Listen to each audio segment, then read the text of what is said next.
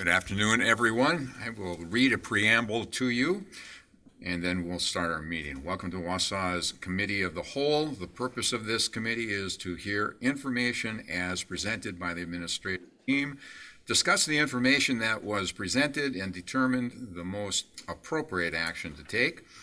These actions include voting to move the topic to the next board meeting, or voting that the topic will not be moved to the next board meeting, depending on the discussion. Between the committee meeting and the board meeting, the board may ask for more information to be presented by the administrative team. The board may solicit information from constituents, or the board may deliberate on the information that was presented. During the board meeting, the school board will take official action on agenda items that have been moved on from the committee meetings. And at that, it is now 5 o'clock. It is Monday, March 23rd, 2026. I am calling the Committee of the Whole meeting to order. I'm seeking a motion to approve the minutes from the February 23rd, 26th meeting. Second. All in favor? Aye. Opposed? Motion carries. Committee will be asked to approve the audit of the bills as presented. I'm seeking a motion to approve the audit of the bills as presented. Second. All in favor? Aye. Opposed? Motion carries. Agenda item 4, Excellence in Action. Statine Elementary is going to be talking to us today with Kyle Sackett, principal. We'll share a brief presentation about the exciting things happening over in Statine.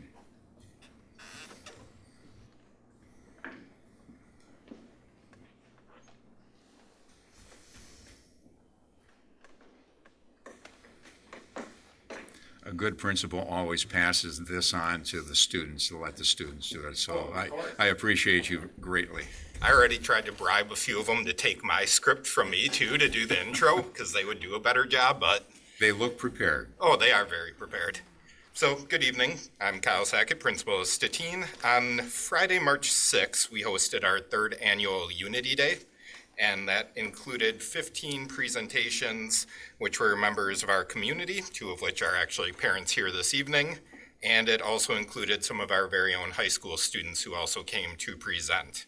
So we were looking at everything this year that was covering professional skills, diverse cultural heritage, unique hobbies, unique life experiences, like a trip to Antarctica that a family shared about, which never thought I'd get that enthralled with penguins, but I did. And then, so just to kind of give you a glimpse of everything that went on, we're going to share a roughly 2-minute video with you, and then I'm going to pass it off to these lovely students here who will be much more well-spoken than I am.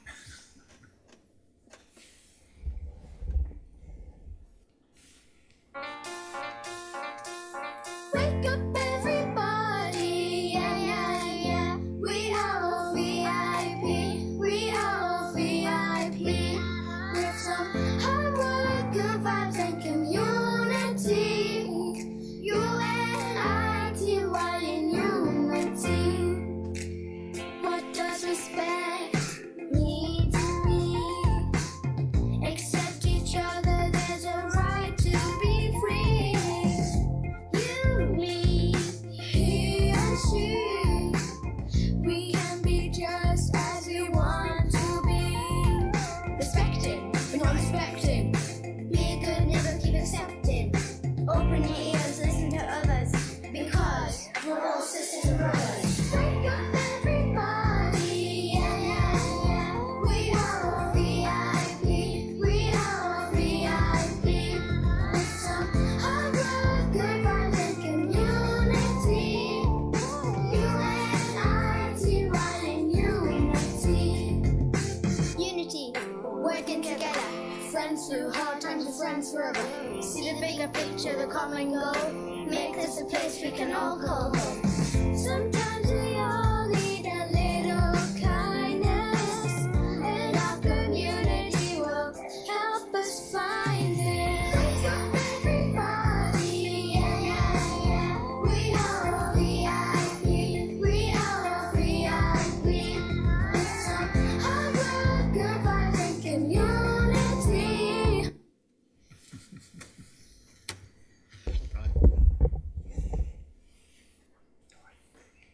evening. My name is Kasha, and I am in 4th grade at Satine Elementary.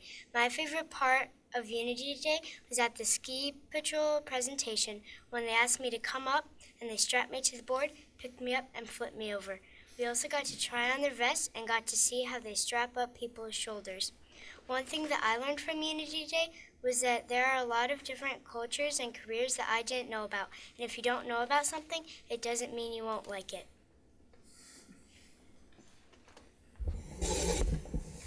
Good evening. My name is Margot, and I am in 4th grade at Satine Elementary. My favorite part of Unity Day was when I went to the therapy dog presentation with Officer Stetzer. I liked it because Timber wasn't listening when the officer told her to. Also, it was cool to see what they did and learn a little bit of the backstory about therapy dogs in schools. One thing I learned from Unity Day was that it takes more than one person to make a healthy community, because one person might be healthy, but doesn't mean the rest in the community are. Good evening. My name is Amaya, and I am in 4th grade at Satine Elementary. My favorite part of Unity Day was when I learned about the NICU. I liked hearing about the tools they use to keep the baby alive. For example, they showed us a feeding tube that they inserted through the throat to feed the baby. One thing that I learned from Unity Day was that it's not only your decisions that make you healthy, it's the people and environment around you too.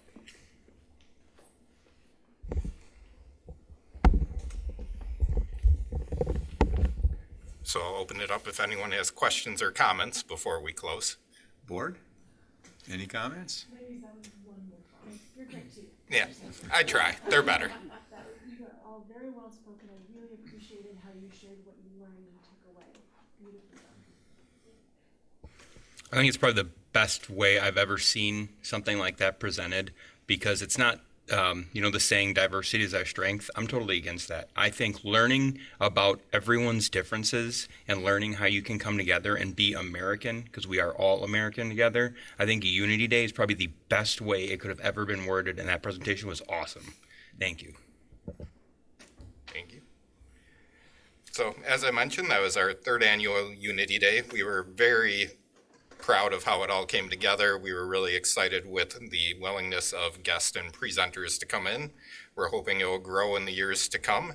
And it's one of those traditions, as you mentioned, that we feel makes us unique at Stettin and allows us to see what also makes Wausau such an incredible place to work and to come to school. So, thank you very much. Thank you for the presentation. Thank you. Well done. Before we go on, I just want to apologize. Somehow the community comment section of our agenda items was missed, and we do not have that on the agenda. So we will continue without it for this meeting only, and we'll be back into our regular routine after this in the next meeting coming up. So with that, agenda item 5, Wisconsin School Nutrition Purchasing Cooperative Agreement. Wausau School District Nutrition Service Department currently belongs to the Wisconsin School Nutrition Purchasing Cooperative, WISNAP Co-op group. The WISNAP Co-op is requesting member districts to present the co-op's resolution to their respective school boards for approval of continued membership of the 2026-2027 SY. Take it away. Hello, I'm Karen Fox, the School Nutrition Director for the Wausau School District. And yes, we have been members of this district as long as I've been with the district. And we would like to continue membership with this group. It does provide us with some great purchasing advantages. We do partake of some nice rebates at the end of the school year, some volume incentive purchasing, and it kind of keeps us in the loop of what's happening across the country in school nutrition. So I'm asking for your continued support for us to be a member of this group. So with that, I'm seeking a motion to recommend to the full Board of Education to continue membership in the Wisconsin School Nutrition Purchasing Cooperative by passing the presented resolution and agreeing to the 2026-2027 66.0301 cooperative agreement. So moved. Just a comment, thank you for the presentation at Wausau West a month ago, because of the fact that your facilities over there is second to none. I'm talking about any kind of a kitchen, professional kitchen. That is a tremendous facility, and well done in guiding us into that direction. Very well done. Absolutely. Thank you.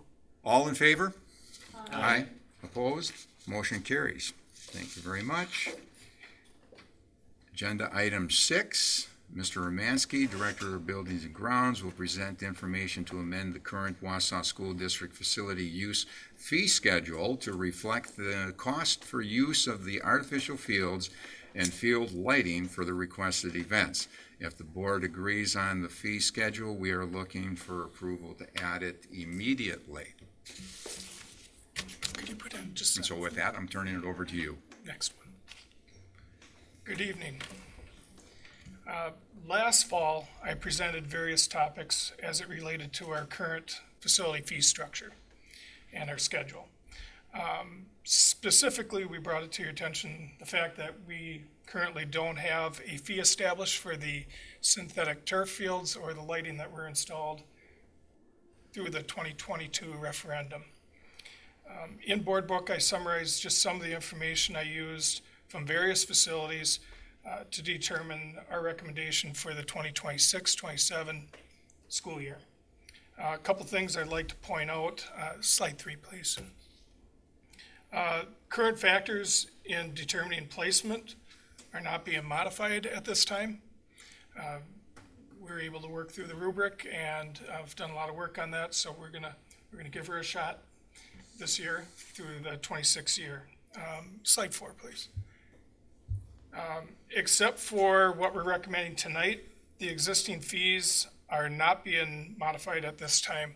However, I believe we need to adjust our fees, considering some of our fees have not kept up with the actual cost to the district.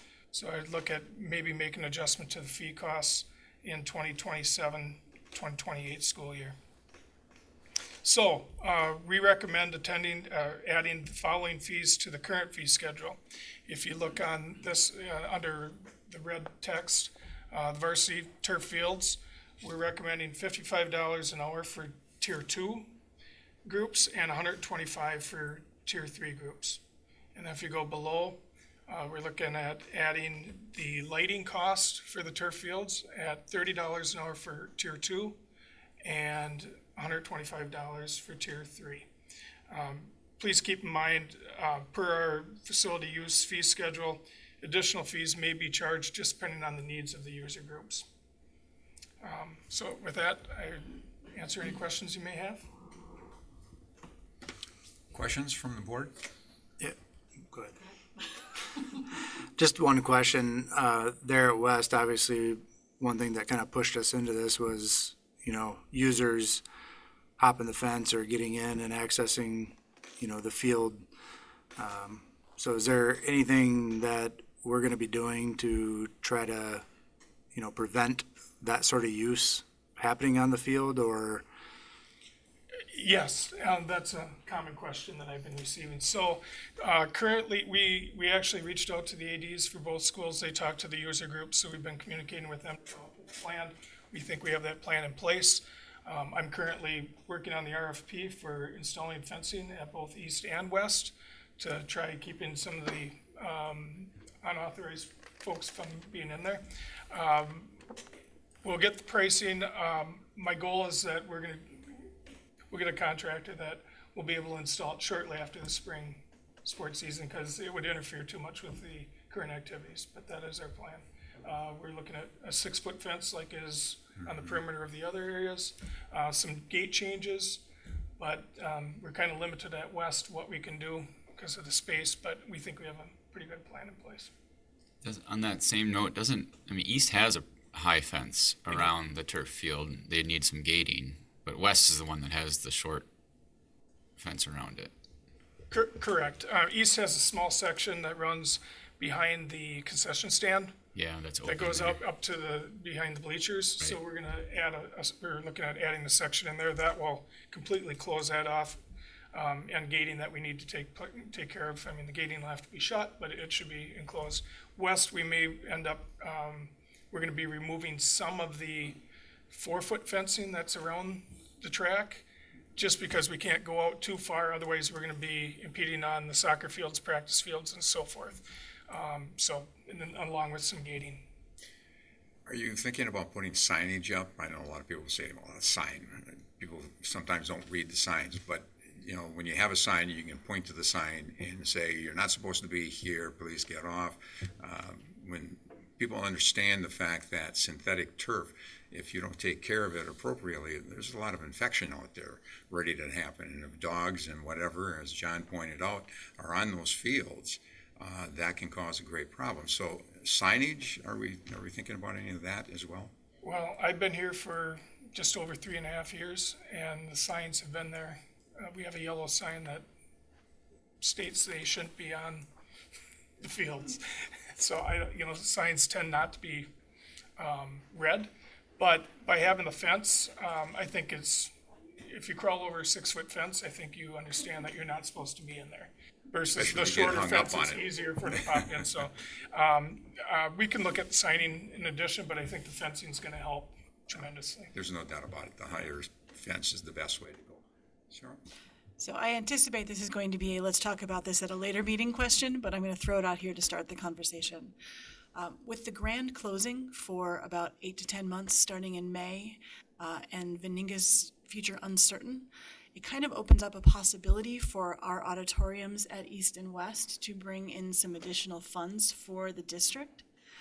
But it's my understanding, and I could be incorrect, that it's difficult for us to plan or reserve things ahead of the next school year. So if people are looking to do things, say, in fall or even winter of 2027, that has to wait until August or September of or whatever the next school year is, so 2026. Is that accurate, and are there ways that maybe we can work around it, both so we can support community groups, but also bring some more funds in for the district?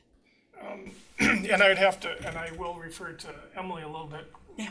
On that, but I think it can, but what we have to be certain of is that we don't impede on any of our, any school functions. So we have scheduled out, 10 months ahead of time. But we also, we understand that those groups need to plan for it, but we also let them know that if something came up within the district. Yeah, it has to be a balancing, obviously, and our students and faculty have to have first access. I'm just thinking it might be a revenue stream for us going forward. That's true. Any other questions? If not, I'm seeking a motion to approve the fee schedule as proposed, effective immediately. So moved. Second. Any further questions? All in favor? Aye. Opposed? Motion carries. Thank you. Agenda item 7, Ms. Channel, Assistant Superintendent of Operations, will share an update on the status of the referendum budget.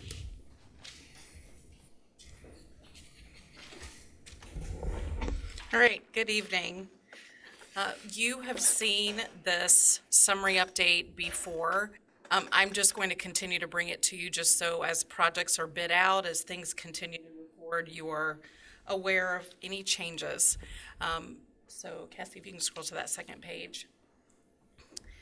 So there are a couple of updates that you are going to see on this memo versus the one that you saw last month. I've been working with Nexus and our business department to make sure that all of our bills are reconciled as completely as possible, and also to make sure that the bid budgets are included. So I'm just going to start at the top and go down. We had approval from the board to purchase the iPads for the middle school, so you will see that that $3 million up at the top for district-wide has now been adjusted. There are a couple of owner direct purchases that have gone into that amount as well, but right now we're sitting with $2 million spent for that. When we look down at East, I have it listed as in progress because we still have some of the bills that we're waiting to have cleared on the Nexus side. As those things become more solid, you'll see that turn into completed. With Wausau East, with the reconciliation that we were able to look at in the business office, the cost that you see there, that 4.9 million, is $480,000 less than what you saw before. So we're really trying to make sure that we're reflecting accurate information up here. When you look at the next thing that I'll call out is just the Franklin Elementary. We went to bid for Franklin and for Rib Mountain on March 12th. And you are going to see that the bid budget for Franklin was a little bit higher than what we had figured it was going to be at the beginning. And for Rib Mountain, it was slightly higher there too. I think it put us at about 9% over budget than what we had planned. But that was still within the threshold that you've given permission for us to go ahead and move forward with bids. So a little bit higher there, but then we have some savings in some other places, which is a celebration. So that's Franklin and Rib. The next area that I will just highlight for you, which would be John Marshall. So John Marshall and Lincoln, we went out to bid on that on March 5th. And that came in lower than what we were expecting. So even though we spent a little bit more on the last project on the March 12th one, we did save some money on the March 5th. So was happy to see that, especially right now when prices keep increasing. So we're pleased that we were able to capture some of those cost savings at that time. Let's see, if you will move down, you're going to see next those two numbers in the red. Those are listed as completed but updated. So as we were going through and reconciling, we realized that there's a calculation that was off. So for the school forest, we were able to find that there had been double payments made. So we contacted Nexus and we're getting about $13,000 back that was accidentally overpaid there. The same thing for Statine Elementary, about $24,000 there. So I'm glad to take the time to kind of go through this. For the 2022 referendum, I was very focused on Montessori and what was happening, and now I get to see it from a district lens, which is really exciting to go through and see all the parts. So those are the updates for those, and you're also finally going to see for Wausau West, that is about a $215,000 increase. Is still in progress as we're getting the rest of the bills in and getting those payments made. But you'll see right now we're resting at $1.9 million that we're under budget. And as we move forward, we will start talking about plans for that money, making sure that we are aligned to what that initial referendum was made for, and making sure whatever decisions are made in the future are aligned with what the public asked us to do. Any questions? Any questions, board? Would the topic we just talked about with the bids for the fencing, would those fall under something that we could use here, either district-wide or, we had site work for both east and west. Is that something that we could use this for? It's a possibility. We are working on a priority list right now because I know there's some technology needs that are still embedded in there a little bit.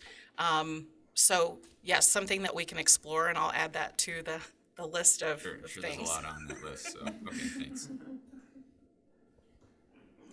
A lot of things to take care of. Any other questions?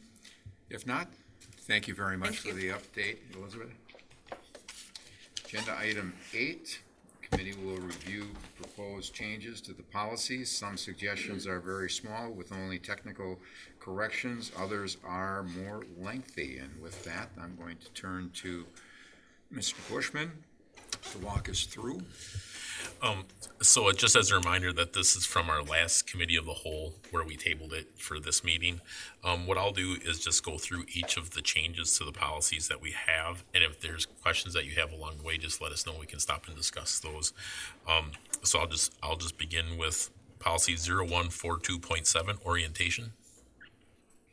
Policy 0144.5, board member behavior, communications, and code of conduct. Policy 0145, board member anti-harassment. Policy 0155, committees. Policy 1210, board district administrator relationship. Policy 1230.01, development of administrative guidelines. Policy 1240, evaluation of the district administrator. Policy 1260, incapacity of the district administrator. Policy 1400.01, district administrator job description. Let me just stop you for a second, just to remind people that all of this has been sent out to the school board previously, and we've had the opportunity to peruse this at that time. And the questions would be, if we had questions, we would ask the administrator at this point. So keep on. Thank you. Policy 2131-.01, reading instructional goals in kindergarten assessment. Policy 2261.01, parent and family engagement in Title I programs. Policy 2431, interscholastic athletics. Policy 2464, advanced learning instruction. Policy 3440, job-related expenses. Policy 4140, termination and resignation.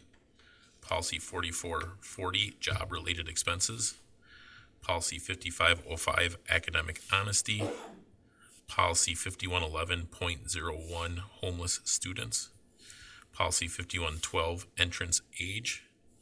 Policy 5136, cell phone and other personal communication devices. This is one maybe that we'll pull out and pause for a second, maybe have John Tomsky explain just a little bit. This is current right now. There's also some legislation that's talking about changes, so this might be a good thing just to give an update as to where we're at. Good evening. So we did stray a little bit from Neola's suggestions on the personal communication device policies. Currently, at each level, we do restrict the use of PCDs during instructional time. It just varies based on the developmental age of the students. So elementary and middle are different than high school.